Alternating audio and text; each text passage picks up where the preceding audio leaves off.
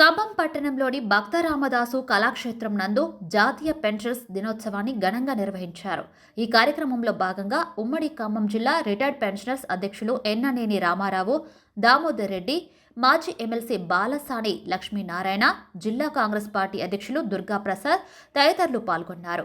ఈ కార్యక్రమానికి ముఖ్య అతిథిగా విచ్చేసిన రాష్ట్ర వ్యవసాయ, మార్కెటింగ్, చేనేత శాఖ మంత్రి తుమ్మల నాగేశ్వరరావు మాట్లాడుతూ అహంకార, అవినీతి పాలనకు ప్రజలు స్వస్తి చెప్పి కాంగ్రెస్ పార్టీని తెలంగాణ ప్రజలు గెలిపించారని అన్నారు.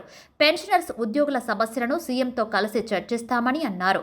భద్రాద్రి శ్రీ సీతారామచంద్ర స్వామివారి ఆశీస్సులతో జిల్లా అభివృద్ధి చేసే అవకాశం ప్రజలు తనకు కల్పించారని అన్నారు. ప్రభుత్వ పథకాలను అర్హులందరికీ అందేలా చేస్తామని తెలిపారు. ప్రజలకు ఇచ్చిన హామీలను తప్పకుండా నెరవేర్చుతామని తెలిపారు. భవిష్యత్తు ప్రణాళికలపై చర్చలు జరుపుతామన్నారు. ప్రజలకు ఇచ్చిన మాట ప్రకారమే కాంగ్రెస్ పాలన కొనసాగుతుందన్నారు. భారతదేశంలోనే తెలంగాణ రాష్ట్రంను అత్యున్నత స్థాయికి తీసుకెళ్తామని అన్నారు. ఏఐసీసీ అగ్రనేత రాహుల్ గాంధీ నాయకత్వంలో సోనియా గాంధీ ఆశీస్సులతో సుపరిపాలన కోసం కాంగ్రెస్ ప్రభుత్వం ఏర్పడిందన్నారు. ప్రశాంతమైన ప్రగతిశీల ఖమ్మం అభివృద్ధి కోసం కృషి చేస్తానని హామీనిచ్చారు. ఖమ్మం నియోజకవర్గంలో తన గెలుపుకు సహకరించిన వారికి తుమ్మల నాగేశ్వరరావు ధన్యవాదాలు తెలియజేశారు.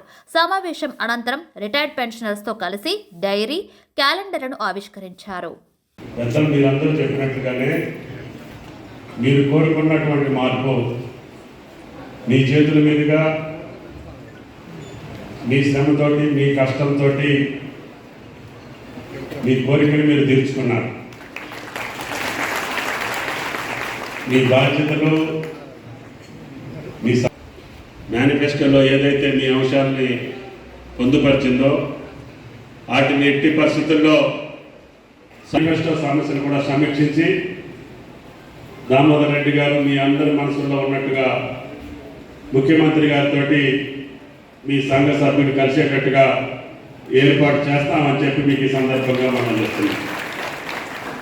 మీరు ఇచ్చినటువంటి విజ్ఞాపన పత్రంలో 12 సమస్యలు ఉన్నాయి. ప్రధానంగా హెల్త్ కార్డ్స్కి సంబంధించి, అదేవిధంగా 398 రూపాయల జీతం ఇచ్చినటువంటి వాళ్ళకి, అదేవిధంగా డిఏలు కానీ, డిఆర్ఏలు కానీ, పెండింగ్ బిల్స్ కానీ, అదేవిధంగా హైదరాబాద్లో ఆఫీస్ స్థలం కానీ, మా కృష్ణయ్య గారు అడిగే ఖమ్మంలో మీరు కోరుకున్నటువంటి భూమి కానీ, వీటన్నింటినీ తపాల వారీగా తప్పకుండా మీ సహకారంతో ప్రభుత్వం పరిశీలిస్తుంది, ప్రయత్నం చేస్తుంది, పూర్తి చేస్తామని చెప్పి కూడా ఈ సందర్భంగా మనం చేస్తున్నాం. మీరు ఏదైతే ఆలోచనలతోటి ఈ సమాజం మంచిగా ఉండాలి, ఈ రాష్ట్రం మంచిగా ఉండాలి, ఒక మంచి పరిపాలన ఇచ్చేటటువంటి పార్టీ ప్రభుత్వం రావాలని మీరు కోరుకున్నారు.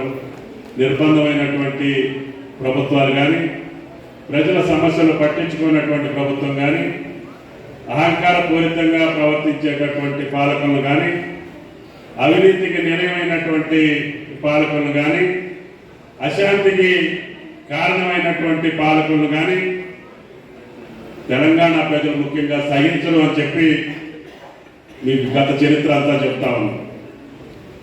నిజాం లాంటి పెద్ద ప్రభువుల్ని దించినటువంటి గడ్డ మాలాంటి వాళ్ళు తెచ్చడం మీకు ఎన్నతో పెట్టినటువంటి విద్య అని చెప్పి మీకు ఈ సందర్భంగా మనం చేస్తున్నాం.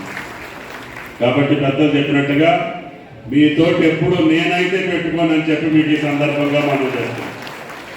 40 సంవత్సరాల్లో కూడా ముఖ్యంగా ఈడ కథ మా కాశయ్య గారు ఉన్నప్పటి నుంచి నాకు చెప్పమంటే నేను చెప్పను, పంతుళ్ళ దాంట్లో నేను ఏది పెట్టను, ఆయన కాశయ్య గారు చూసుకుంటాడని చెప్పి కృష్ణయ్య గారికి అప్పచెప్పాడు.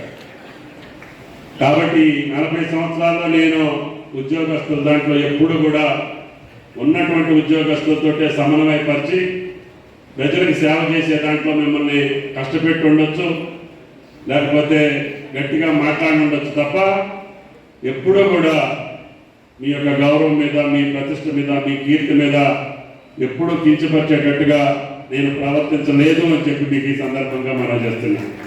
భవిష్యత్తులో కూడా అదే కొనసాగించేటట్టుగా ఇప్పుడున్నటువంటి ఉద్యోగస్తులు కూడా నాకు సహకరించాలని, ఈ జిల్లా సర్వతోముఖాభివృద్ధిలో నాకు ఆ శ్రీరామచంద్రుడు మీరు ఇచ్చినటువంటి శక్తి, ఇందులో చాలామంది నా ప్రభుత్వ కాలంలో నేను అధికారంలో ఉన్నప్పుడు మీరు పనిచేశారు. నా గెలుపుతోటి పాటు రాష్ట్ర ప్రభుత్వాన్ని మార్చుకున్నారు. తప్పకుండా అది ఎప్పుడు కూడా మా మనసుల్లో మా గుండెల్లో పెట్టుకొని మీకు ఇచ్చినటువంటి మాటకు అనుగుణంగానే మా పాలన కొనసాగుద్ది. తప్పకుండా కొద్దిగా ఆలస్యం కావచ్చు, ఎందుకంటే మీరు ఈ నెల రోజులు బట్టి చూస్తున్నారు రాష్ట్ర ఆర్థిక పరిస్థితి ఎంత అధాపాతాళంలో ఉందో. మొన్న ఫైనాన్స్ మినిస్టర్ గారు అదేవిధంగా శ్వేతపత్రాన్ని కూడా విడుదల చేశాం. అయినా సరే మనం ఒక నమ్మకంతో ఒక విశ్వాసంతో వచ్చాం.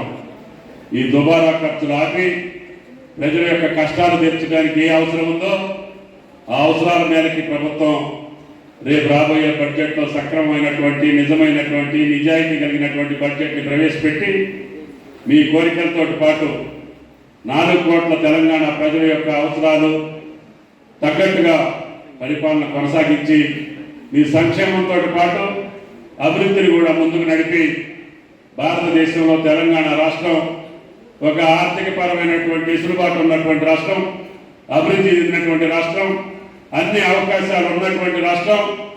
ఈ తెలంగాణ రాష్ట్రం అని పేరు తెచ్చుకునేటటువంటి విధంగానే ముందుకు పోతామని, దానికి మీరు ఇచ్చినటువంటి ఆశీర్వాదం, మీరు ఇచ్చినటువంటి ఈ యొక్క మా శక్తి తప్పకుండా పాలనలో చూపించి మీరు శభాష్ అనుకునేటట్టుగా మీ అరుగుల మీద కూర్చున్నా ఏ వాకింగ్ చేసుకుంటా ఇన్ని రోజులు ప్రభుత్వం మారాలని మీరు ఏ రకంగా చెప్పారో తప్పకుండా మారిన ప్రభుత్వం మీ ఆలోచన తగ్గట్టుగానే ముందుకు వెళ్ళేటట్టుగా ఆ శ్రీరామచంద్రుడు మమ్మల్ని ఆశీర్వదించాలని, మీరు కూడా మమ్మల్ని ఎక్కడున్నా కూడా చల్లని చూపు, మీ చల్లని చూపు మా మీద ఉండాలని, ఈ సమస్యను పరిష్కారం చేసే శక్తి ఆ భగవంతుడు మాకు ఇవ్వాలని చెప్పి దేవుణ్ణి ప్రార్థిస్తూ తప్పకుండా నా మాత్ర క్యాబినెట్లో గౌరవ ముఖ్యమంత్రి గారికి, సహచర మంత్రులకి దీనికి సంబంధించినటువంటి అంశాలని వెంటనే తీసుకెళ్లి బడ్జెట్లో మీకు ఎంత వెసులుబాటు కావాలో అంత వెసులుబాటుని ప్రవేశపెట్టేటటువంటి విధంగానే ముందుకెళ్తామని చెప్పి విజ్ఞప్తి చేస్తూ, నాకు మళ్ళీ సాయంత్రం ఒక సమావేశం ఉంది. మీరు మొన్న ఎన్నికల్లో కష్టపడి ఎక్కడ వాళ్ళు అక్కడ తెలిసినా తెలియకపోయినా చెప్పినా చెప్పకపోయినా మీ బాధ్యతగా చేసినటువంటి మీ అందరికీ, ఈ ప్రభుత్వాన్ని తీసుకొచ్చినటువంటి మీకు, మమ్మల్ని గెలిపించినటువంటి మీకు ధన్యవాదాలు తెలియజేయాలని చెప్పి వచ్చాను. అందుకని ప్రతి ఒక్కరికి పేరు పేరున శిరస్సు వంచి నమస్కరిస్తూ తప్పకుండా మీ యొక్క గౌరవాన్ని పెంచేటట్టుగా, మీ ఆశలు నెరవేర్చేటట్టుగా ముందుకెళ్తానని చెప్పి విజ్ఞప్తి చేస్తూ ఈ యొక్క సమావేశానికి అవకాశం ఇచ్చినటువంటి రామారావు గారికి, అదేవిధంగా సంఘ సభ్యులందరికీ ధన్యవాదాలు తెలియజేస్తూ సెలవు తీసుకుంటున్నా. Thank you.